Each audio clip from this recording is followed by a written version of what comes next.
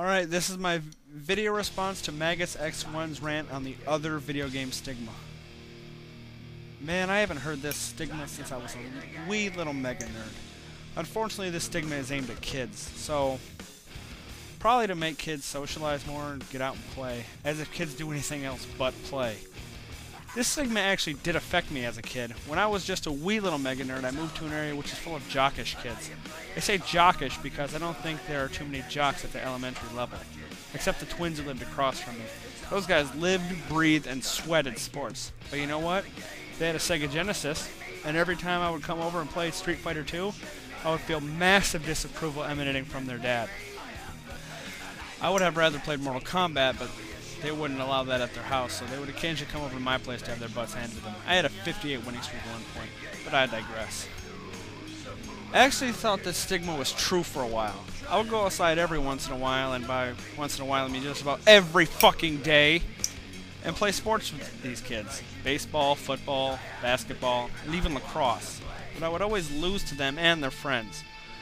Whatever team I was on would usually lose. I honestly thought it was because I played too much Mario as an even younger mega nerd. In fact, I was the only one I knew for a long time who even owned a Nintendo. In fact, I thought Nintendos didn't sell well for a really long time. Getting off on a bunny trail again. But anyway, I thought because I played video games I was never going to be good as those other guys. This was not the case. Turns out I was born left-handed and taught to do almost everything with my right. So my balance and equilibrium will be off for the rest of my life. So it wasn't the game's fault, it was really just the fact that no one knew I was left-handed. And I do honestly believe that I am the person I am today in part due to video games. It taught me lateral thinking, hand-eye coordination, and even later in life, once I got some gamer friends, it taught me some social skills. It improved my vocabulary immensely, which I do believe is taught in schools. And it even improved my reaction speed. Seriously, I can almost dodge bullets now. Well, at least my thumbs can. And yes, some video games are mindless entertainment, and so are a lot of other things. My buddies across the street had comic books, but I didn't see their dad disapproving of that. They watched lots of cartoons, mostly X-Men and Spider-Man, you know? I didn't see their dad disapproving of that.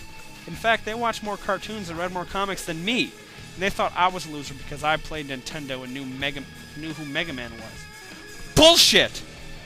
I think this is an unfair stereotype and we should all do our part to disband this heinous stigma. You know, I remember reading a story once, and yes, this is a true story. I read it in the letter section of either Tips and Tricks or Electronic Gaming Monthly. The story was like so. A guy was driving home from Christmas dinner and hit some black ice on the road, sending his car off, you know, into the ditches. He knew what to do and reacted instantly without even breaking a sweat or feeling fear in any way, righted his car and got himself back on the road. He said he knew what to do because he played a certain video game. You want to know what that game was? Grand Theft fucking Auto!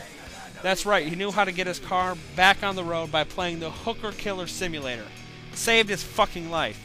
Hey, Jack Thompson, put that in your pipe and smoke it.